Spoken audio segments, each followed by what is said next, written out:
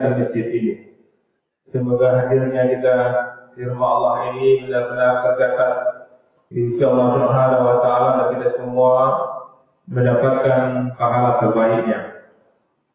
Bermohon betul kita kepada Allah Bapak Ibu kiranya hidayah Allah selalu menyertai hidup kita sampai kita tinggalkan dunia ini.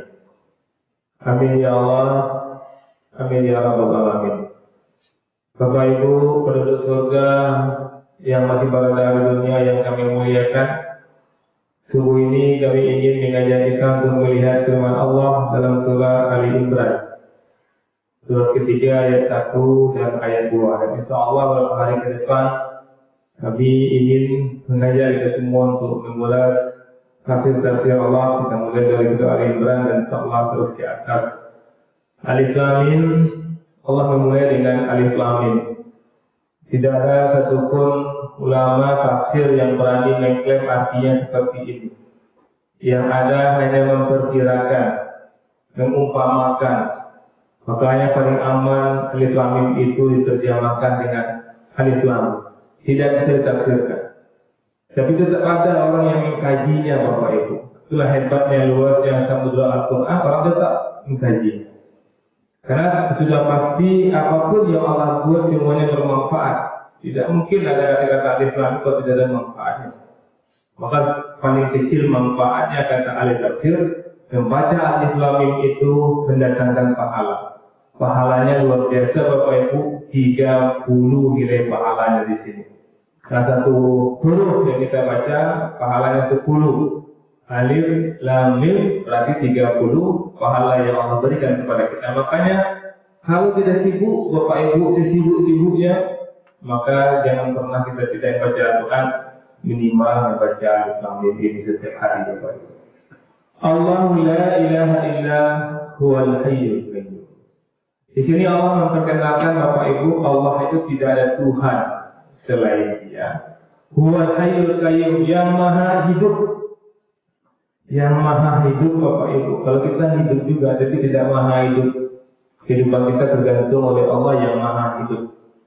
Kemudian Allah itu Hayyum, yang terus menerus mengurus makhluknya.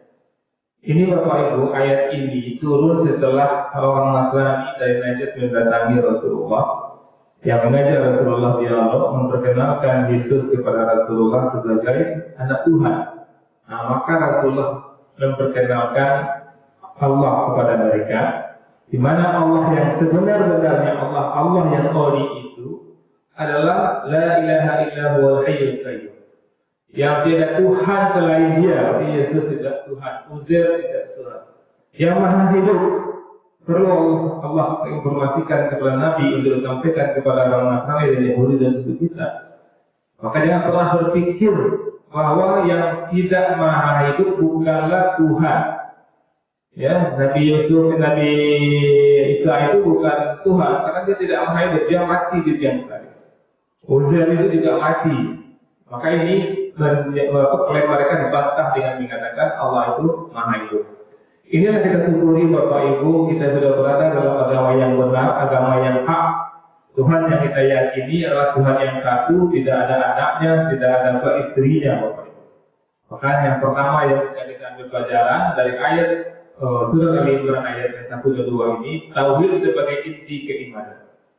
Ya, bahwa ayat ini menegaskan bahwa hanya Allah yang berhak disembah. Karena Dia adalah satu-satunya Tuhan. Hal ini mengajarkan pentingnya menjadikan tauhid sebagai dasar kehidupan kita.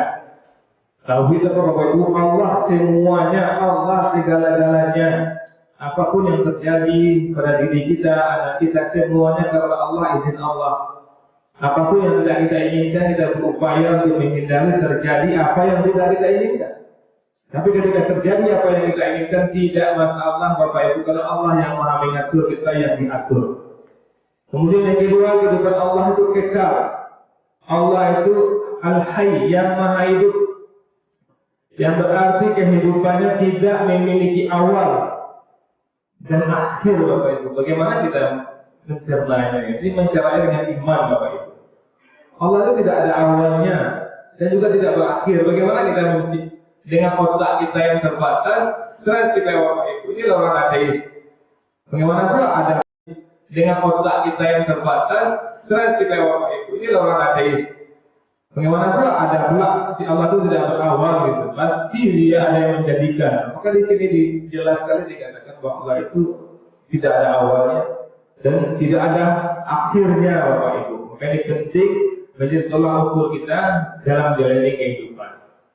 Kemudian Bapak Ibu ya, kehidupan Allah tidak bergantung pada apapun. Allah tidak membutuhkan apapun untuk hidup. Kita sangat membutuhkan orang di luar kita Bapak Ibu. Ya, butuh sekali orang dekat kita. Sekaya apapun kita butuh orang lain. Sementara Allah tidak membutuhkan apapun untuk hidup. Allah tidak perlu makanan, tidak perlu air, tidak perlu udara. Dia mandiri secara mutlak, Al-Qayyum. Sementara kita makhluknya, semua makhluk hidup bergantung kepada sesuatu untuk bertahan hidup. Manusia yang membutuhkan oksigen, membutuhkan makanan, dan membutuhkan istirahat. Allah itu tidak akan istirahat, Allah itu tidak mengantuk. Kehidupan Allah Bapak Ibu tidak dibatasi ruang dan waktu. Ya. Kehidupan Allah itu melampaui ruang dan waktu. Allah itu tidak punya waktu siang, pagi, sore, malam tidak punya. Maka jangan pernah kita berpikir Bapak Ibu ya Allah jadikan kita, kemudian Allah masukkan kita dalam neraka. Nah itu salah itu Bapak Ibu ya. Apakah Allah tahu kita masuk neraka? Tahu Bapak Ibu, memang tahu Allah. Kalau Allah tahu berarti Allah yang menyuruh dari neraka? Tidak. Karena Allah itu tidak punya waktu sore, waktu malam, waktu siang, tidak ada masa lalu, masa lampau, tidak ada bagi Allah.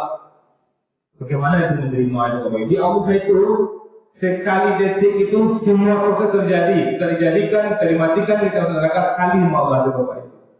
Nah itu mungkin otak sederhana kita bisa memahaminya. Allah tidak mengalami kelelahan atau kecurangan Bapak Ibu. Ya, tidak pernah lelah atau membutuhkan istirahat. Dalam ayat kursi dia tidak pernah mengantuk dan tidak pernah tidur. Sementara kita makhluk ini mengalami kelelahan, memerlukan tidur dan istirahat. Apa kesimpulan yang bisa kita ambil Bapak Ibu? Surah Ali Imran ayat 1-2 ini, Allah Maha Hidup. Kehidupan Allah sempurna, kekal dan mandiri. Dia tidak memerlukan apapun dan tidak dibatasi oleh apapun. Kehidupan kita adalah ciptaan Allah, terbatas dan penuh kelemahan. Perbandingan ini menunjukkan betapa kecilnya kita di hadapan Allah dan betapa pentingnya kita ikut berserah diri kepada Allah Subhanahu wa taala. Itu Bapak Ibu, ayat ini menyentakan kita. Mulai sekarang dan sampai kita tinggalkan dunia ini, rasakan kita makhluk yang betul-betul lemah dan kita butuh yang kuat. Minta tolonglah yang maha kuat, minta tolong kepada suami lemah, minta tolong kepada orang tua lemah, minta tolong kepada Allah yang kuat, yang tidak tidur, yang kita hidup selama-lamanya. Kalau kita sudah bergantung kepada Allah, kita sudah bergantung dengan tali yang kuat, aman dunia kita, aman akhirat kita. Pembina kita bergantung apa? Ikuti semua yang Allah suruh, tinggalkan semua yang Allah larang, tandanya kita mengikuti Allah. Hanya maaf. Assalamualaikum warahmatullahi wabarakatuh.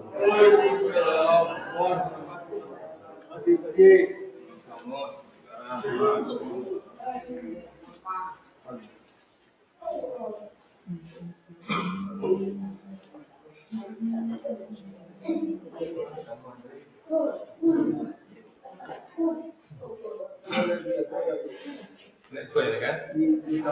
Hah? Ikut sama kau? Ada temuan tetas? Ikut sama? Nah, kan hanya ada kelemahan lalu sekolahnya kita tinggal sekolahnya. Nah, ada kalau sekolahnya kita tinggal sekolahnya. Sekarang tinggal sekolahnya. Jadi, ada sekolahnya dalam